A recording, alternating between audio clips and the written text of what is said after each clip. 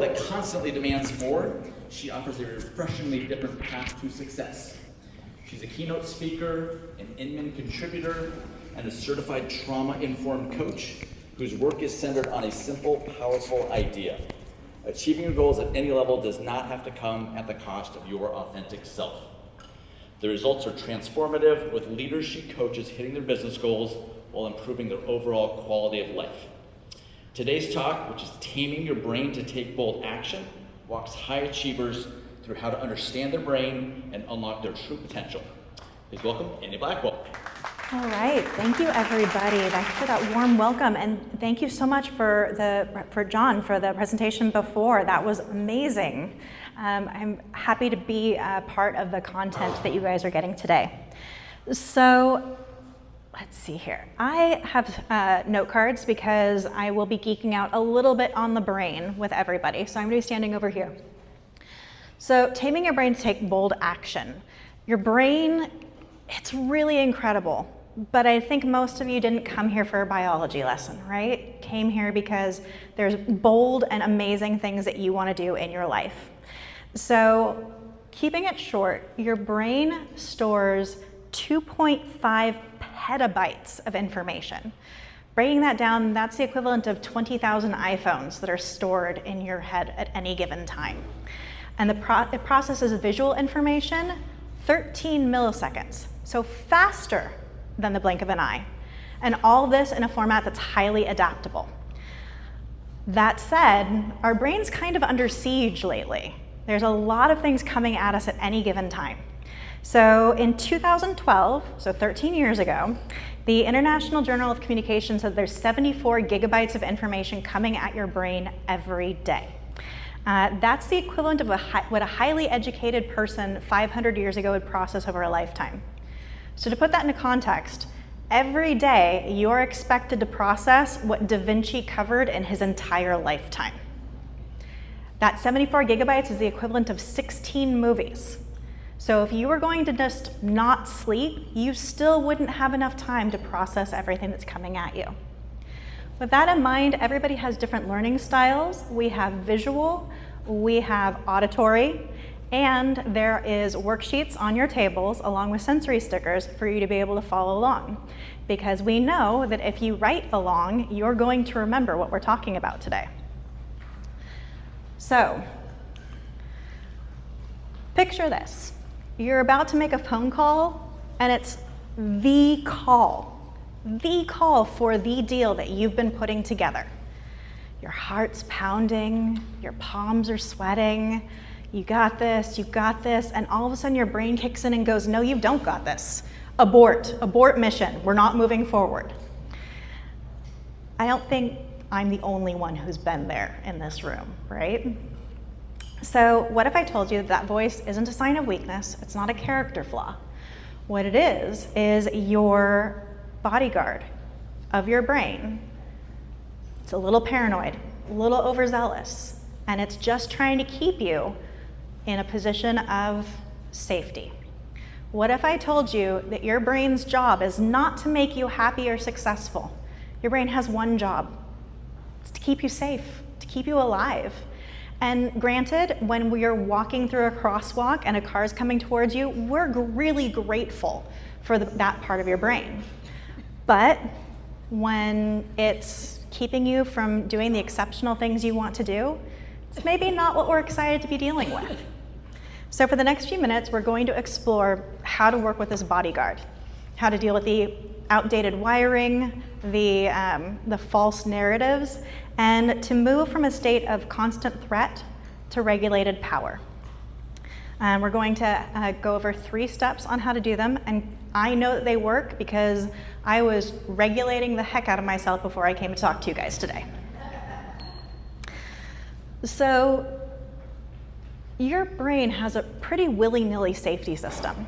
When we talked about those 74 gigabytes of information that's coming at you, your brain doesn't necessarily determine, oh, this is actual correct information, and this is just a feeling.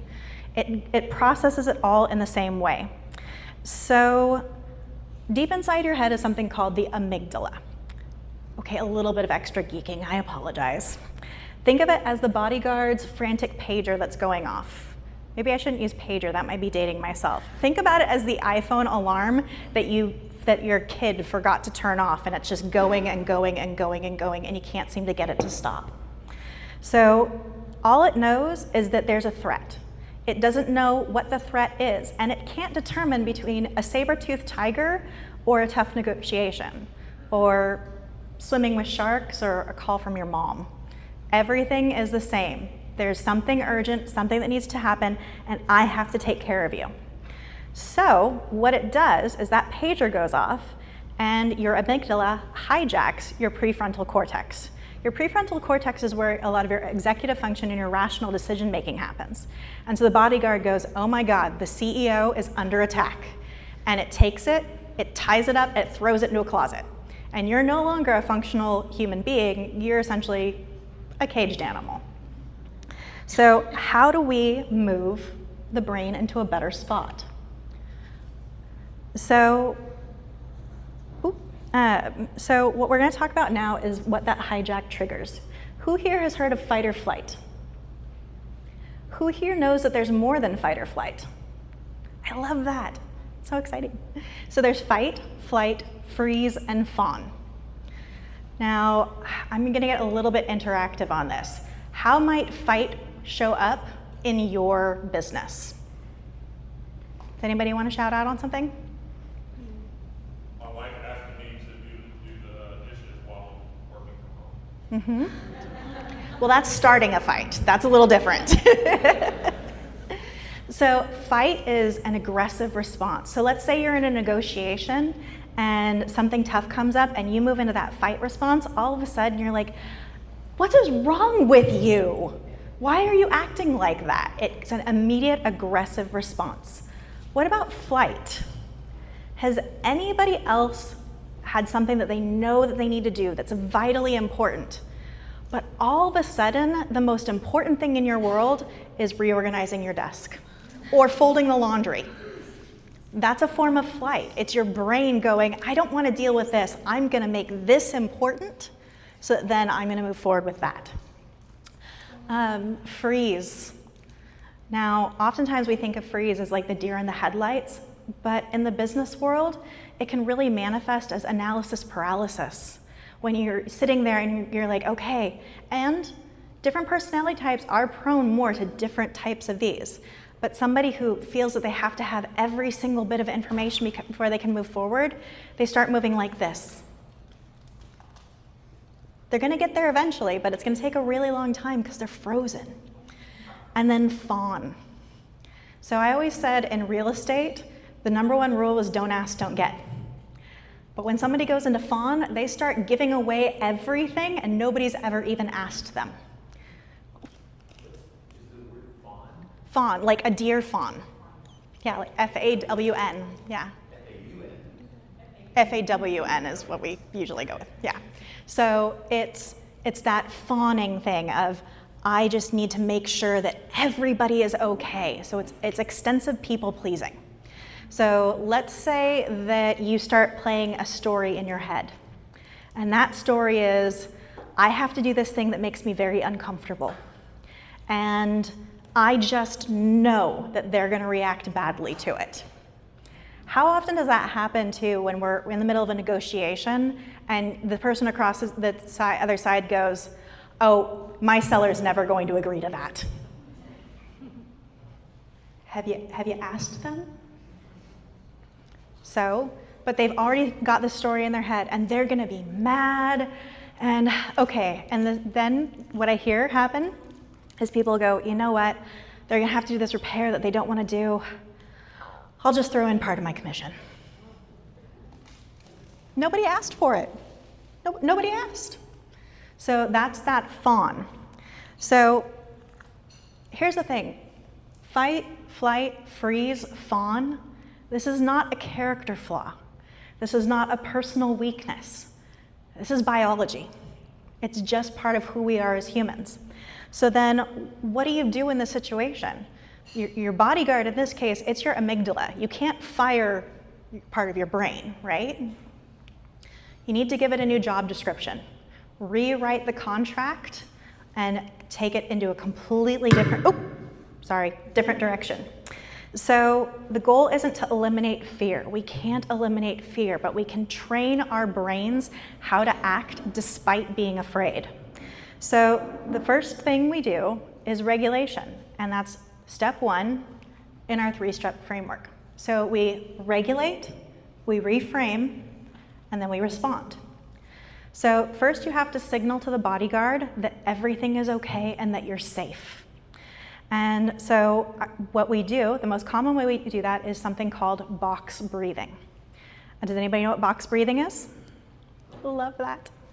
So one of the reasons why we have the sensory stickers is it's easier to do box breathing with a physical trigger as well. So what box breathing is you inhale for 4 seconds, you hold for 4 seconds, you exhale for 4 seconds, and hold for 4 seconds. And I would love for all of you to try that with me. I know I said it was going to be interactive, so what I'd like to do is I'm going to count us off, and then so we're going to start with the inhale. Ready? Go. 2, 3, 4, hold. 2, 3, 4. Exhale. 2, 3, 4, hold. 2, 3, 4.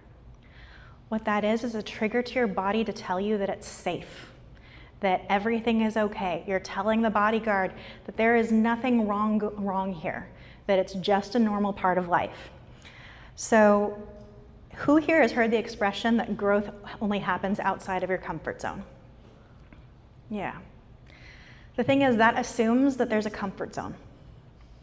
And if you don't have a place of safety to start from, then you're just always in that hypervigilant state of high alert.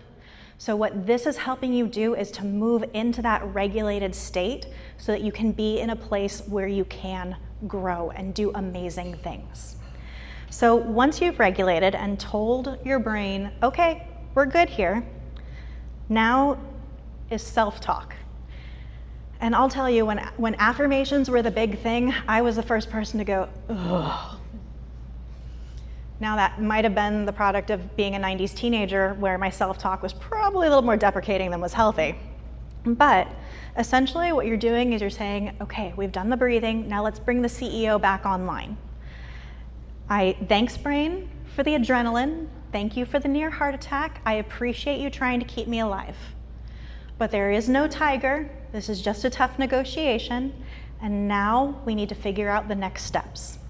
So you name the fear, you thank your body for what it's doing for you. A lot of us actually have a love-hate relationship with our bodies, especially as we get older and we try and do things that we think we can do, and then our body tells us that we can't actually do it anymore. That relationship is something that we actually have to work on. And one of the ways we do that is the self-talk and thanking your body, thanking your brain for trying to take care of you. You're no longer the fear, you're the manager of the fear when you do this. So the next thing, box breathing, nice visual, talking, and one blurry step. I knew it was going to happen on at least one of my slides, and this is the one that it happened on. So we'll go back to here. So that one step that you're taking forward, you're not looking at the whole goal. One of the ways that I use with my clients as an example is I want you to visualize yourself in front of a bridge. And your big crazy, because no goals are really crazy, right? But your big crazy goal is at the end of that bridge. And all you have to do is take that first step to walk towards it. And whenever I ask my clients what that first step is, inevitably they're telling me a step that's halfway down the bridge. You want to write that article? Okay, so I need to start editing the article. No, you haven't written it yet. So for something like that, the first step, open up Microsoft Word. These are small steps, measurable wins, so that you can give your brain evidence that you weren't fibbing, that you're not in a crazy, scary place. It's okay, just take that one step forward. So you're not making the big sales call, you're dialing the first number, right? Small, measurable, actionable wins. Telling the bodyguard the threat is a false alarm. I do got this. And the amazing thing is, the more you tell that bodyguard, I got this, the more you live it and the more you know it. And then when somebody asks you why they should work with you, you know what the response is? Because I'm exceptional at what I do. Because you believe it in every being of yourself. So